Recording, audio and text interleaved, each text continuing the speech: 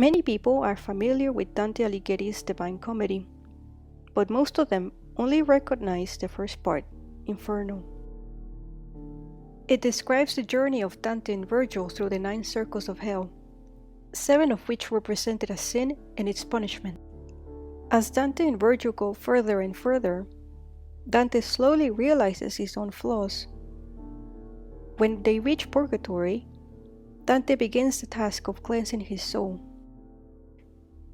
But what many people don't know is that in Mesoamerica, for the Nahuatl-speaking Mexica, also known as the Aztecs, a journey through the many layers of hell to cleanse the soul and find eternal rest was exactly what took place after death. The Aztecs did not quite have a hell, as the modern mind would conjure up, with burning, tortured bodies and ghoulish demons. Instead, the Aztec hell, or the underworld, could be best described as cold, wet, and dark.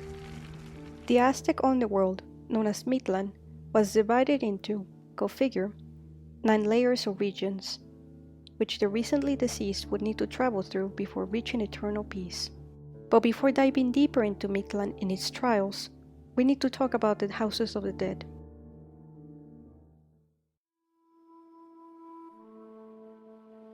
According to the legends, there are 5 houses or mansions where people could end up after dying. The first house was called Chichihuacuauhco, or the place of the nurse trees. This is where infants under 1 year of age go after death. As the name suggests, they were massive trees whose branches were full with milk. The little ones would suckle from these branches and wait until the gods needed them to reincarnate and repopulate the earth once the world ended and the new one began. The second house of the dead was called Cicalco, or the place of the temple of the venerated corn. Here, young children rested and played in gardens without a care in the world. The third house was called Ilhuicatl Tonatiuh, translated as the place where the sun moves. Ilhuicatl Tonatiuh, or Tonatiuhtlan for short, was where the warriors who died in battle would end up. The Aztecs believed that pregnant women who died in the bloody battle of childbirth were heroic warriors, so they would also end up in this realm. Tonatiuhtlan was a beautiful infinite plain, where every time the sun rose, the warriors would beat their shields in greeting. The warriors would escort the sun on his journey across the sky. After 4 years, these heroic men and women would be turned into hummingbirds or butterflies and returned to Earth. The fourth house was called Ilhuicatl Tlalocan, literally the place of Earth's nectar, located on the moon. Ilhuicatl Tlalocan, or just Tlalocan, was a paradise ruled by Tlaloc, the god of rain, lightning, caves, and springs. Because of this, those who died by drowning or lightning strikes would arrive at Tlalocan, a place of beautiful pools and gardens with flowers, edible plants, and fruit trees growing in abundance. And finally, we have the last house, the underworld known as Mictlan. This is where those who died of old age or natural causes ended up, no matter their previous rank or wealth. The recently deceased were required to journey through 9 regions or layers before finding eternal rest.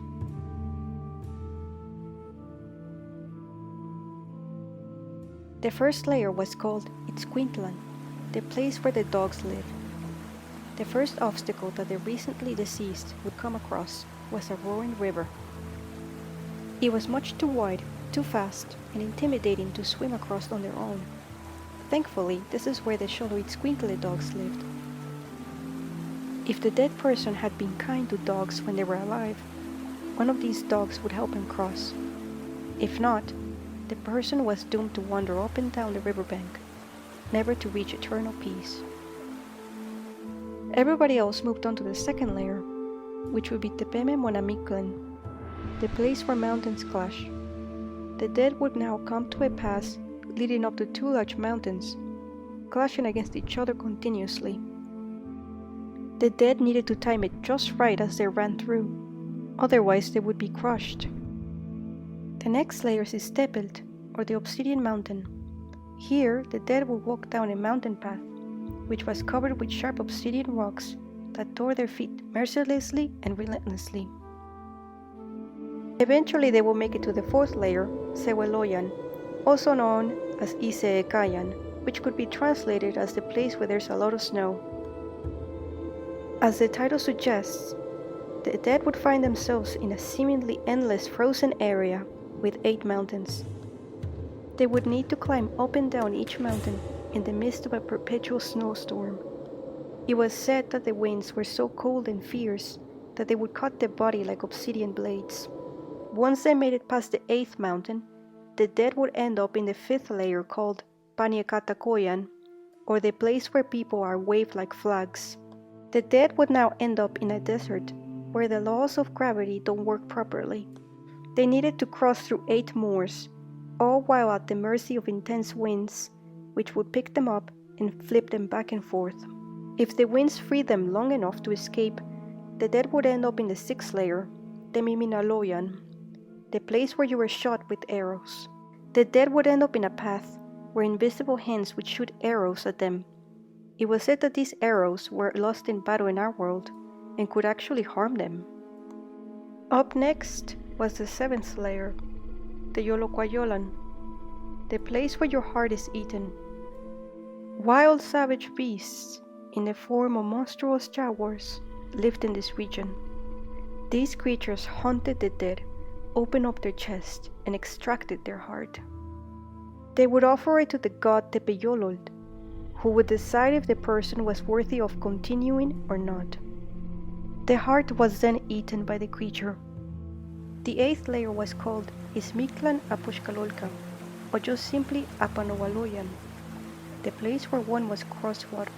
In this region, the dead, now heartless and their bodies torn up and worn out, find themselves in an extensive valley overlooking the Apanowalcahuayco River.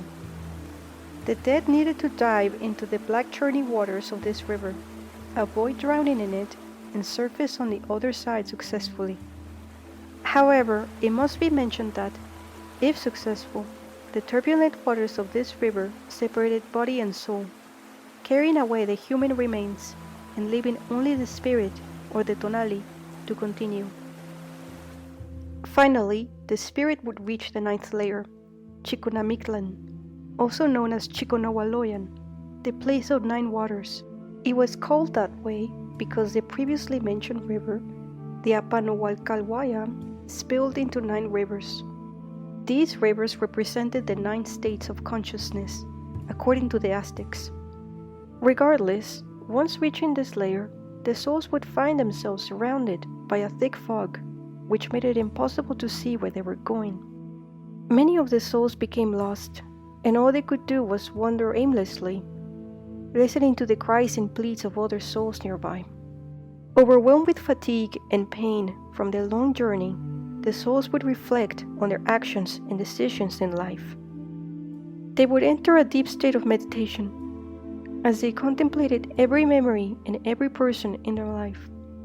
This reflection became so intense that the soul freed itself from all ties and its mortality, allowing it to become one with the cosmos. After this, the soul was deemed clean and was able to enter Mictlan, the residence of Mictlantecuhtli and Mictlan, the Lord and Lady of the Dead. Mictlantecuhtli will welcome the soul with the following speech: "Your sorrows are over. Go now, and sleep your mortal sleep." And finally, after a 4-year-long journey, after an exhausting, painful struggle, the dead were able to rest peacefully and eternally. And that concludes this video on the houses of the dead and the underworld. Thank you for listening until the end. Have a good evening.